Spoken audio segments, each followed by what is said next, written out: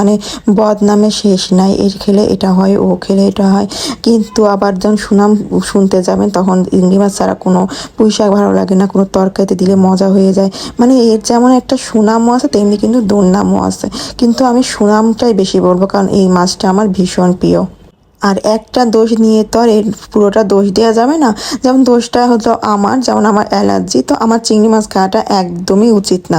মানে সবসময় ভাবি খাইও না, মানে কি বলবো, ওই যে মজা জিভরা তো মানুষের আসলে সব কিছুর জন্য এই জিভরাটাই হচ্ছে দায়ী। কারণ ও যদি সবাইকে মজা না দেখাইতো শিখাইতো তাহলে মানুষে কিন্তু এত যুদ্ধ যা করতো না টাকা পয়সার জন্য, এত পরিশ্রমও করতো না খাওয়ার জন্য।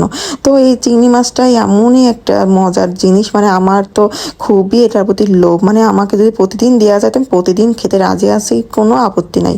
আমি অ্যালার্জিও মানি না, কিচ্ছু না। আমার কী হবে, খেয়ে তো আর মরতে হবে তাই না? যার কোনো রোগ নাই সেও তো মরে, আর যার রোগ